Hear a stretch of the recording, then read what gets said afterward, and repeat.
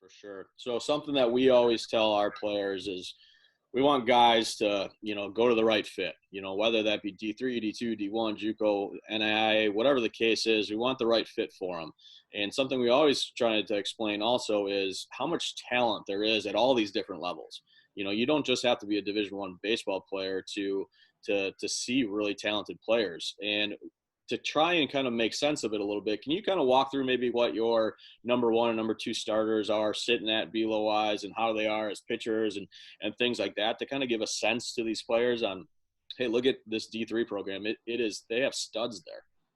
Yeah, I mean, so for us, I know that velocity is the big tool and it's the big number that everybody's chasing. We probably aren't getting as high a top end arms because those guys are going to a really high level or they're having a chance to play professional baseball, which some of our guys do.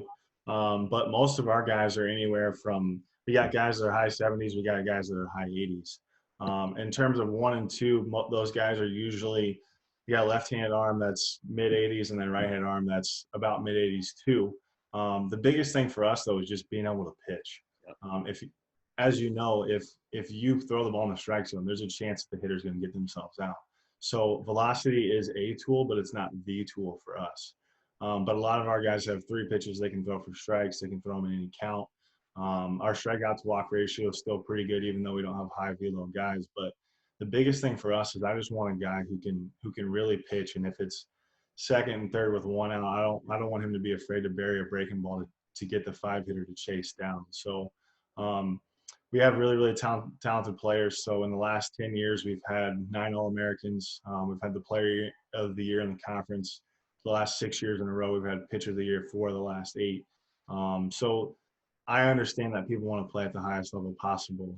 But with that, you just have to make sure that it checks all your boxes in terms of what you're looking for. Do you have an opportunity to play? Do you have an opportunity to win a lot of championships? Do you have an opportunity to be surrounded by dudes that are fun to be around and love the game of baseball and want to get better every day? And then probably the last piece and the biggest piece is just finding a coaching staff that's going to value you regardless of the ability that you bring to the table.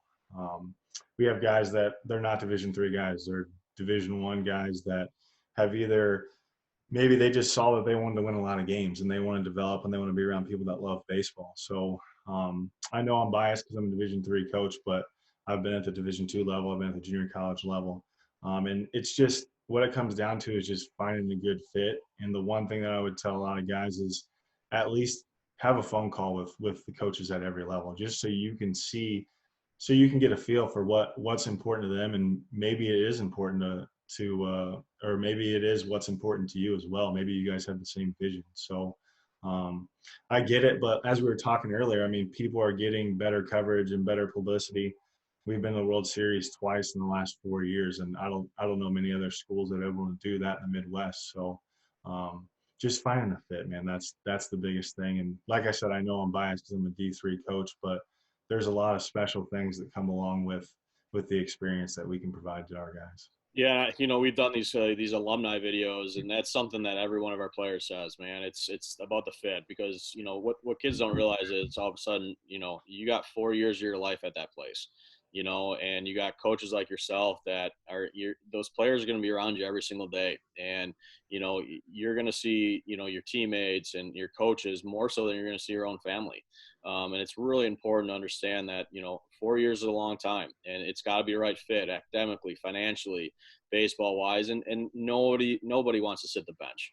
So go to a place that you think you can go help them win, and you're going to be active in that process. So it's I think it's that fit thing is so important, and I think it's kind of just in a day and age where guys don't sometimes see that. They want to post things on Twitter, they want to get the recognition, but at the end of the day, it's got to be the fit. It's got to be the comfortability-ness that they have to go to this place and really do great things. And every time that we've sent anyone your way, man, it seems like it really works out well. And, so I appreciate that for sure. We love having your guys, buddy. And then tell me a little bit about the lifting side of things.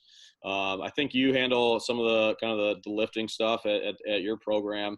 I think it's a game changer in terms of, high school guys going off to college and even playing in high school on how much of a difference it can be. Kind of talk about a little bit about, do you typically see players see the field maybe a little quicker if they have that kind of that lifting foundation before they get to you? And how hard is it to get guys into that foundation a little bit once they do get to school? So we have guys from all over in terms of the lifting background. Some guys have never lifted weights. Some guys have lifted tons of weights. Usually the guys that have some sort of lifting background, they usually are able to elevate their game a little bit faster, just because their body gets in sync better. They're able to do some more things that we're asking them to do, whether it's a swing adjustment or a pitch adjustment, or even if it's something with actions they're throwing in the outfield. So it is a huge piece. We have a bunch of different groups and a bunch of different paths and phases that we go through, but I'm the assistant strength coach for my school. So the reason why that's cool is it gives me the ability to be in the weight room with the guys, whereas a lot of schools, they don't have a strength coach, or it's a separate person. So that just gives me the ability to make sure that what we're programming is what fits best to each guy. And it's very individual based. There's probably 4 or 5 different phases that happen throughout the year in terms of frequency, what we're trying to do. But those are the biggest jumps we see, especially because, like I said earlier, we're getting guys that are late bloomers that maybe they have the ability, but they're missing the weight room, or maybe they have the strength, but they're missing a couple tweaks here and there. It is huge, and we'll have guys that come in at 140 pounds, and by the time they're done with their freshman year, they're up to 175, 180 pounds, and it's nothing crazy. It's no crash diets. It's just teaching them how to eat, teaching them how to sleep, and teaching them how to lift. So when we get into the postseason, a lot of people, when they get into season, they lift less. We usually stay at least 3 days a week in season, and then we continue that throughout, because once you get into a 40, 50 game season, your body's going to break down. But if we're able to keep building that foundation and keep getting stronger, it allows the game to continue to excel where everybody else is either plateauing or diminishing.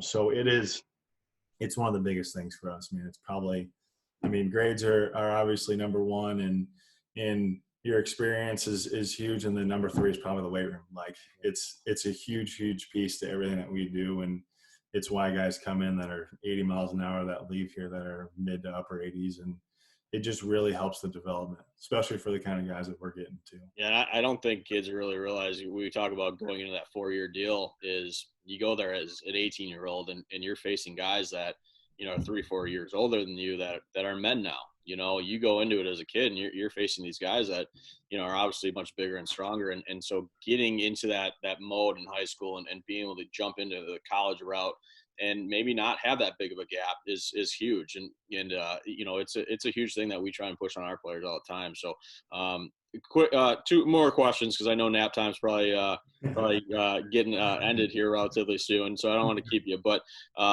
let's talk about emails a little bit. You know, we tell our players all the time, they got to do their due diligence. They have to send out emails.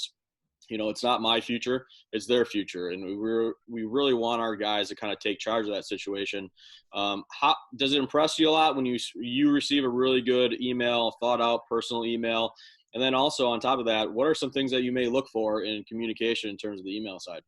Yeah, a thought out email that's personalized to me is huge. My old boss actually did a piece on this in a podcast, just talking about how kids maybe mass recruit and send one email to a lot of different coaches and don't change the name. Anytime you have that, I mean, you're just not going to take the email seriously, because it means that they didn't take the time to research us. So a personal email is huge. A few things that are important in that email for us is contact to the high school coach, contact to the summer coach, and then any video that you have is important as well. We can usually find stats on guys, but I talked about character earlier. Every kid that we bring on campus, I talk to the high school coach or the summer coach just to find out what kind of kid he is, if it'd be a good fit. And when I told you that we recruit good kids only, that is really how we do it. If there's a kid that's super talented, but he's not a good fit character-wise, we'll just work a little bit harder and find the next kid. Yep. So the email that is personalized is huge for us. And then what was the second part of the question? I'm sorry. Just talking about what you like to see in there. Yeah. You know, and you kind of touched base on it. Let's go to another question real quick on the recruiting process side. Now with this whole coronavirus and guys being shut in and not having baseball out there, how are you handling the recruiting process? And is there any way that kids can continue to kind of get into that recruiting cycle, now just being at home and not being able to play? Yeah, I mean, a lot of time to answer emails now. Yeah. So basically, I met with my coaching staff yesterday. What we're going to do is kind of reach out to the coaches that we know in the area, whether it's summer coaches, high school coaches, start to put together a list for the 21 class.